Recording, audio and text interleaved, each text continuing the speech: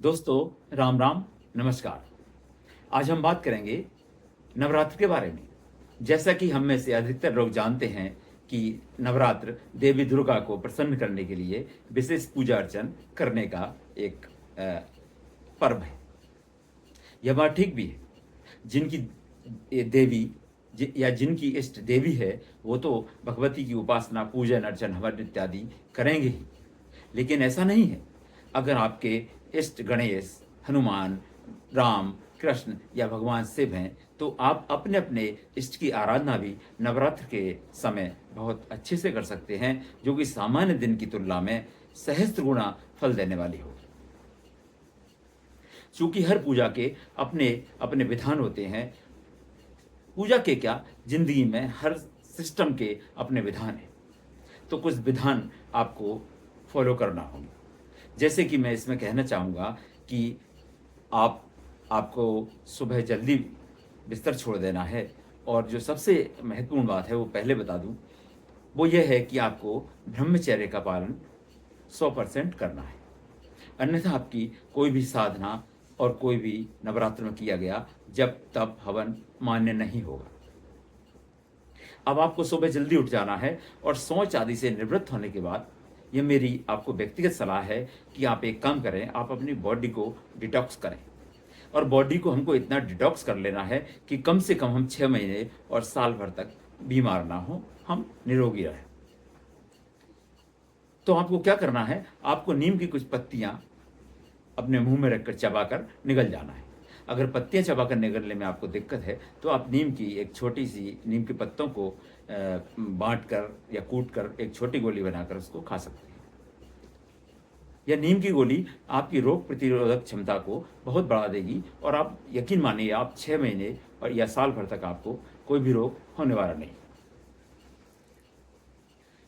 और ये बात मैं इसलिए कर रहा हूं कि कोई भी भक्ति हो, भक्ति वो कहने की बात है कि बुढ़ापे में की जाती है। भक्ति एक स्वस्थ शरीर में और जवानी में की जाती है। बुढ़ापे की भक्ति किसी काम की नहीं है। ना तो आप बैठने के काम के हैं, आप लंबे समय बैठ नहीं सकते, आप लंबा जाप नहीं कर सकते, आप लंबा हवन नहीं कर सकते, आपके आपके इंद्रियां शिथिल हैं, आप काम नहीं कर सकते।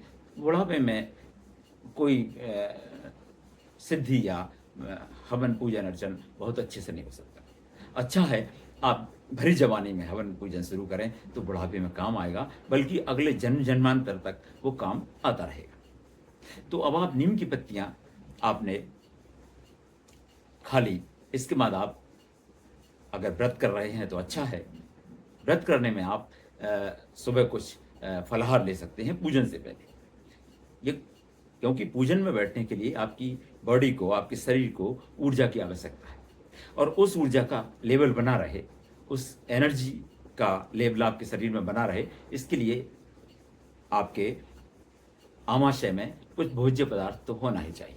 इसलिए मैं कहूँगा कि आप फलाहार पहले कर सकते हैं अगर पूजा लंबी चलती है तो। अब आपको अपनी पूजा में भगवान को, जो भी आपने भगवान हैं आपके, अगर दुर्गा हैं तो आप उनकी उपासना करेंगे, और दूसरे इतर भगवान हैं, दूसरे कोई भगवान है तो आप उनकी उपासना करेंगे। उपासना में क्या है, उपासना में उनका आपको पंचोपचार या षोडशोपचार से पूजन करना है। इसके बाद शुद्ध और पवित्र मन से आपको आसन पर बैठ जाना है और आसन पर बैठकर अपनी माला को उठाना है। अब यह बात है कि अगर आप सामान्य दिनों में 11 माला करते हैं तो इन दिनों में आपको कम से कम 21, 51 या 101 माला का जाप करना चाहिए। चूंकि यह जो जप है यह मल्टीपल होता है, यह जप में जप मल्टीपल होता है, इसलिए यह 1000 गुना फल देता है। अब जप आपको कैसे करना है, जप आपको पूरी तरह से मानसिक जप करना है। आपको वाचिक या उपांशु जप नहीं करना। मानसिक जप लाख गुना ज्यादा अच्छा होता है वाचिक जप से। मानसिक जप में आपकी जिह्वा और आपके होंठ बिल्कुल भी नहीं हिलते हैं, केवल आपके मन में मंत्र उच्चारण होता है। मंत्र उच्चारण आपके मन में होगा, उससे एक अलग प्रकार की एनर्जी डेवलप होगी जो आपको साधना के उच्चतम और सूक्ष्म लेवल पर पहुंचा सकती है। आप सामान्य साधना कर रहे हैं, आप अपने इष्ट की साधना कर रहे हैं तो कोई बात नहीं है, लेकिन अगर आप कोई उग्र प्रयोग कर रहे हैं, जैसे भैरव, बेताल, जिन्न, किसी प्रेत की साधना या बारताली या कर्ण पिशाची, इस तरह की आप अगर उग्र साधना कर रहे हैं तो पहले मैं आपको यह बता दूं कि यह बहुत खतरनाक है। और अगर आपका कोई सद्गुरु नहीं है, कोई मार्गदर्शक नहीं है, तो मैं आपसे साफ साफ कहूँगा कि आप इससे 100% दूर रहें। उग्र प्रयोग आपकी जान तक ले सकता है, क्योंकि आपका कोई सद्गुरु नहीं है या आप नहीं जानते, आपको मॉनिटर करने वाला कोई नहीं है उग्र प्रयोग में, तो डेफिनेटली आपको कुछ ना कुछ खामियाजा उठाना पड़ेगा। क्योंकि ये जो शक्तियां हैं, यह अपने साथ एक तेज को लेकर आती है। उग्र साधना में आपको पहले से ही यह आभास होने लगेगा कि आपकी साधना फलीभूत हो रही है। उसके कुछ सिम्टम्स हैं, उसके कुछ लक्षण हैं, वो आपको दिखाई देने लगेंगे। कुछ आवाज़ें आपको आ सकती हैं, कुछ दृश्य आपको दिखाई दे सकते हैं, कुछ डरावने दृश्य आपको दिखाई दे सकते हैं, परंतु उनसे आपको डरने की आवश्यकता नहीं। आप अपना कार्य एकदम शुद्ध भाव से करते रहें। तो जो भगवती के उपासक हैं, वो तो भगवती की आराधना करेंगे ही। अब इसमें मैं यह बता सकता हूँ कि आपको करना क्या है। देखिए, दो बातें हैं। अगर आपके गुरु ने आपको कोई गुरु मंत्र दिया है तो आपको उसकी माला करना है। यहाँ पे यह इम्पोर्टेंट है, यह महत्वपूर्ण है कि आप अगर 3 माला करते हैं तो जैसा मैंने पहले बताया, इन मालाओं की संख्या में आपको बढ़ोतरी कर देना है। जैसे 51 कर देना है, 101 कर देना है, ठीक है। अगर आपको कोई मंत्र नहीं मिला है तो मेरे मत के अनुसार भगवती दुर्गा को प्रसन्न करने के 2 उपाय हैं। पहला है दुर्गा कवच और दूसरा है सिद्ध कुंजिका स्त्रोत। लेकिन इससे पहले हम यह जान लें कि हम इसके पूर्व में पूजन कैसे करेंगे। तो यह आप स्पष्ट समझ लीजिए कि अकेली दुर्गा की पूजन आपको नहीं करना है। गणपति की पूजन आपको उसके साथ साथ करना है। भगवान गणपति की, जैसा कि सब जानते हैं, गणपति की पूजन सबसे पहले होती है। तो आपको अपने पूजा घर में भगवान गणपति और दुर्गा को रख लेना है। दुर्गा जी की कोई तस्वीर होगी, कोई मूर्ति होगी आपके पास, और भगवान गणपति। तो भगवान गणपति को आप स्नान कराइए और भगवान गणपति के बाद माता को स्नान कराइए और अच्छे शुद्ध कपड़े से उनको स्नान के नाम पे, मतलब उनकी तस्वीर को अच्छे से पोंछ दीजिए। इसके बाद आपको क्या करना है, पूजन में आपको ये करना है कि सबसे पहले आपको बोलना है भगवान गणपति की पूजा में, पाद्यम पाद्यो समर्पयामि, और जल धरती पर छोड़ देना है। फिर बोलना है आपको हस्तो अर्घम समर्पयामि, और जल धरती पर छोड़ देना है।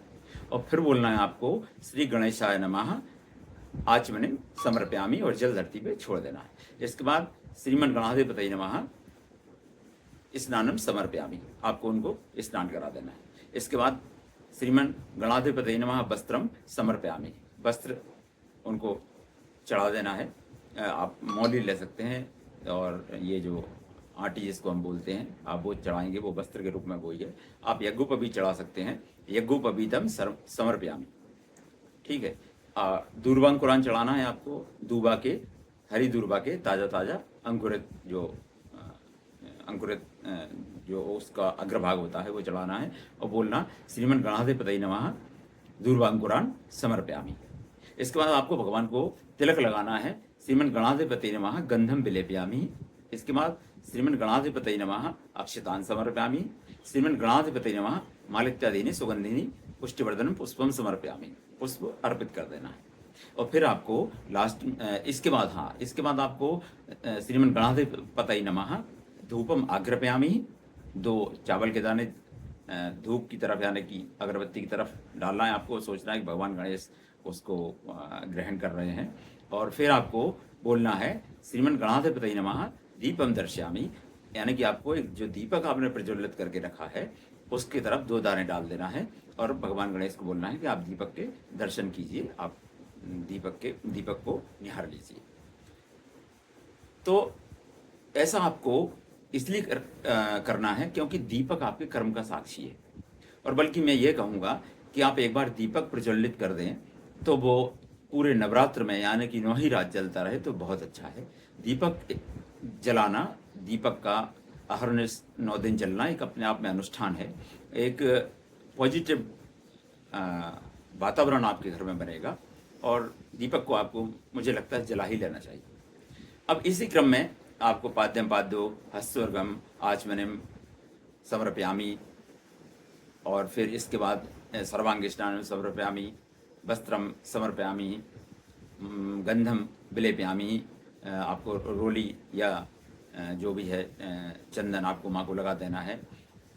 और फिर मालित्यधिनी सुगंधिनी पुष्टिवर्धनम पुष्प चढ़ा देना है और इसके बाद धूप दिखा देना है, धूपम आकृपयामि, और दीप दिखा देना है, दीपम दर्शयामि। इसके बाद आपको नैवेद्य रखना है, नैवेद्य निवेदयामि, ओम भगवती दुर्गा देव्यै नमः नैवेद्यम निवेदयामि ही। इसके बाद आचमनिम समर्पयामि ही, पानी आपको जमीन पे छोड़ देना है। ठीक है, ये हो गई पूजा। अब पूजा के बाद आते हैं हम जाप के लिए। जाप आपको अगर गुरु का कोई मंत्र है आपके पास तो आप वो कर सकते हैं, अन्यथा किसी नए मंत्र के चक्कर में आप ना पड़ें। आप सीधा सीधा जाएं और सीधा आपको किताब में ये उपलब्ध हो जाएगा या नेट पे भी कहीं कहीं क्या मिल ही सकता है आपको। तो आप देवी कवच को कर सकते हैं। आप देवी कवच को जितना करेंगे उतना आपको ये अमोघ फल देने वाला है। देवी कवच के बारे में, देवी कवच मतलब के बारे में इतना कहा गया है, इतना प्रबल सीर है, इतना मतलब असरकारी है कि आप है ना इसके चमत्कारिक परिणामों से आप खुद एकदम आश्चर्यचकित हो जाएंगे। आपको लगेगा कि वाकई में मैंने 9 दिन कुछ किया है। तो देवी कवच के लिए मार्कंडे जी भगवान ब्रह्मा जी से पूछते हैं कि ओम यद गुह्यम परमम लोके सर्व रक्षा करण नाम यन्न चिदाख्यातम यन्न कश्च चिदाख्यातम तन्मे भूमि पितामह, कि हे भगवान, जो परम गोपनीय है, जो मानव के कल्याण के लिए है, तो आप ऐसा कोई हमको मंत्र या कवच बताइए। तो ब्रह्मा जी कहते हैं कि अस्ति गुहितरम विप्र सर्वभूतोपकारकम देव्यस्तु कवचम पुण्यम तशनुष्व महामुने, कि हे महामुने मार्कंडे जी, अति से अति गोपनीय मैं आपको बताता हूँ, ये देवी का जो कवच है, इसको करने से प्राणी के रोग दोष शोक विपत्ति पितृदोष ग्रह शांति, इवन यहाँ तक कि इवन दुर्गा कवच करने वाला साधक अपने रक्त से लेकर, अपनी मज्जा से लेकर, अपने शरीर के हर अंग की रक्षा कर लेता है। मतलब उसकी रक्षा का विधान हो जाता है, भगवती उस पर कृपा करती है। ये पूरा है, उसमें ये पूरा आता है कि आप किस किस की रक्षा कर रहे हैं।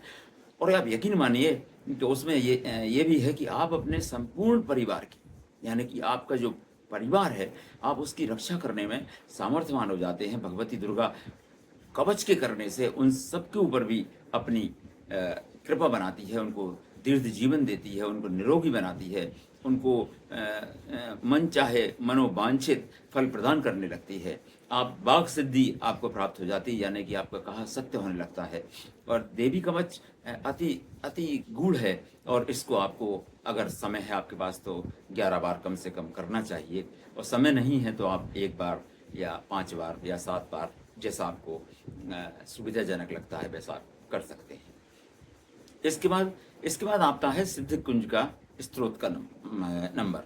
सिद्ध कुंज का स्तोत्र भगवान शिव ने, जब माता पार्वती ने उनसे पूछा कि प्रभु सप्तशती तो बड़ी वो है, मतलब बड़ी कठिन है, हर आदमी उसको नहीं कर सकता और वो शापित भी है, तो कैसे वो कोई उसको करेगा। तो शंकर जी ने बड़ी दयापूर्वक माता पार्वती को बोला कि शृणु देवी प्रवच्छामि कुंज का स्तोत्रमुत्तमम् एन मंत्र प्रभावेण चंडी जाप शुभो भवेत्, ना कवचम नार्गला स्तोत्रम कीलकम न रहस्यम ना सूक्तम नापि ध्यानम चाना नासा वार्चनम कुंज का पाठ मात्रेन दुर्गा पाठ फलम लभेत अति गुहितरम देवी देवानाम अपि दुर्लभम, कि हे देवी, मैं आपको एक ऐसा पाठ बताता हूँ जिस जो जो मतलब कुंज का स्तोत्र एक ऐसा पाठ है जो जिसके करने से आपको समस्त सप्तशती का आपको फल मिलेगा।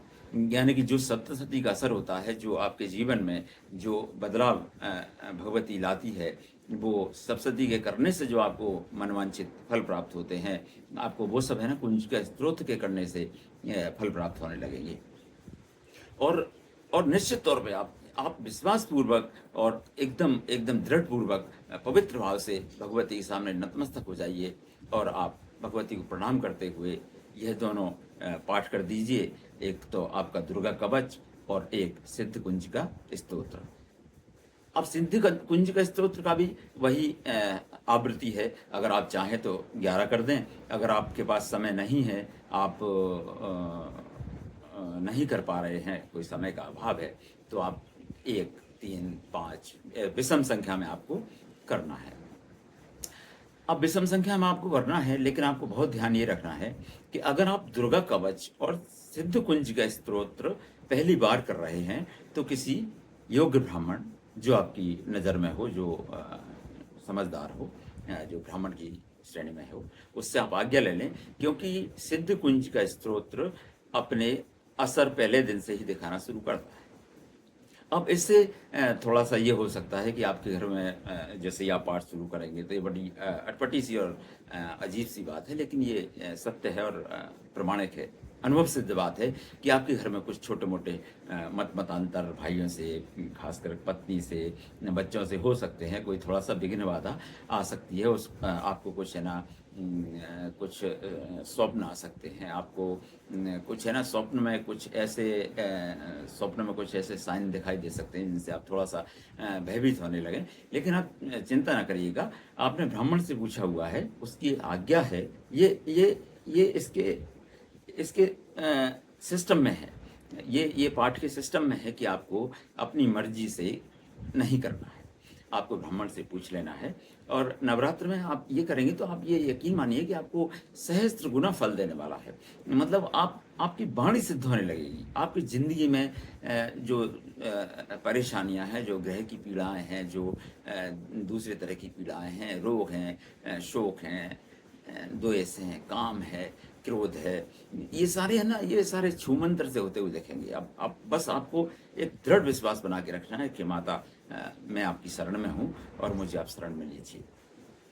तो निश्चित तौर पे जब आप करेंगे, और कर्म कभी कहा है, स्मृति पुराण और वेदों में कहा गया है कि कर्म कभी खाली जाता ही नहीं है। आप जो करेंगे भगवती उसको पलट के आपको कृपा रूप में वो कृपा दृष्टि अपनी बरसाएगी और आपके सारे काम होते चले जाएंगे।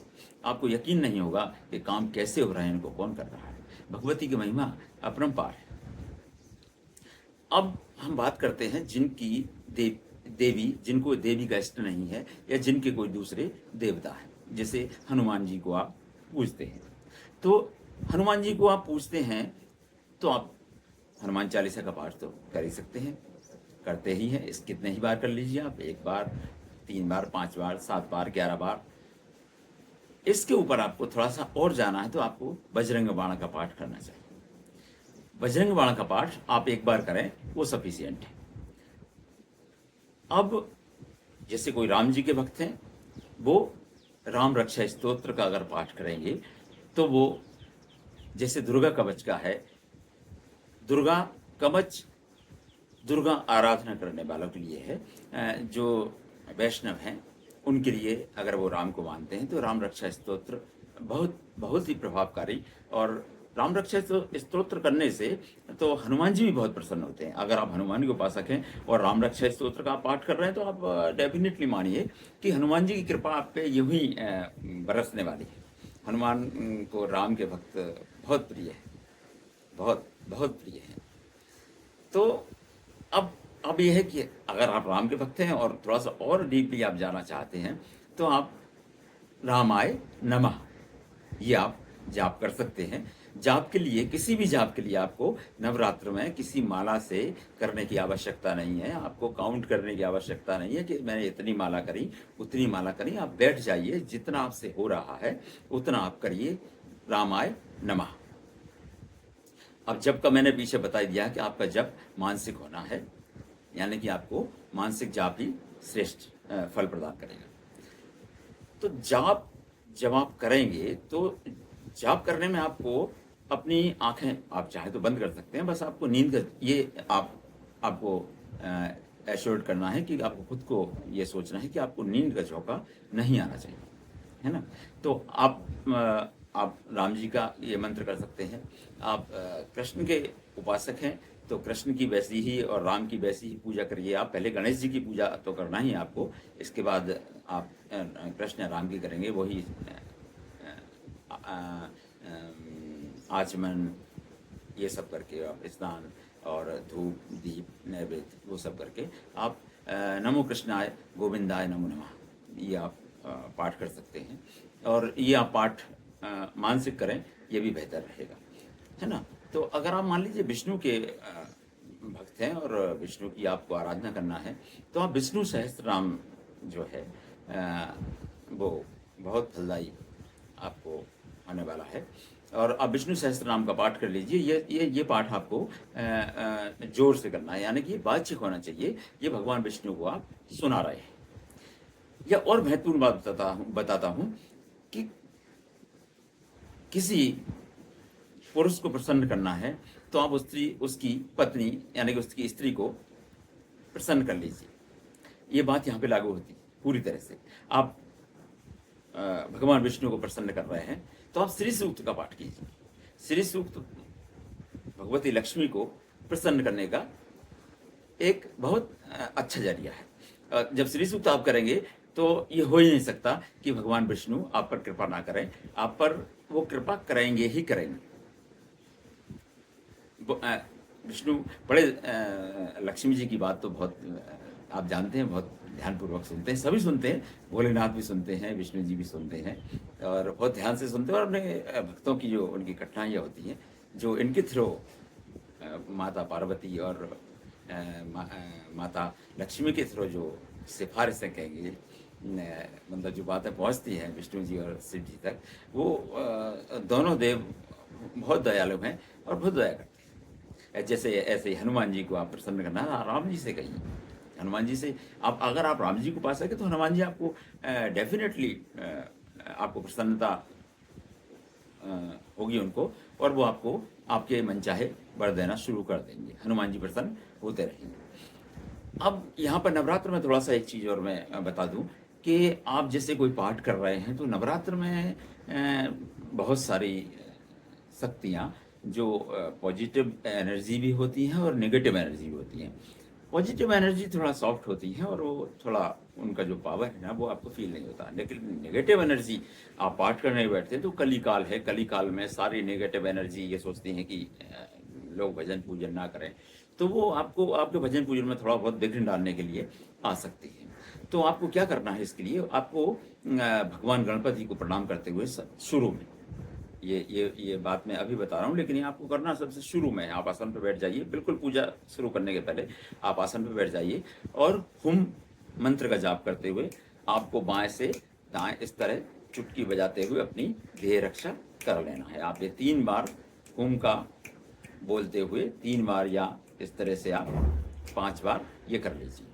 ये आपकी देह रक्षा करेगा और आपको इस तरह की जो समस्याएं हैं आपके ऑरा के आसपास इनको फटकने नहीं देगा, जिससे आपका जप हवन ये सब एकदम निर्विघ्न रूप से संपन्न हो जाएगा। तो आशा करता हूँ कि आज की बातें आपको पसंद आई होंगी, और पसंद आई होंगी तो आप फिर से देखते रहिए चैनल को।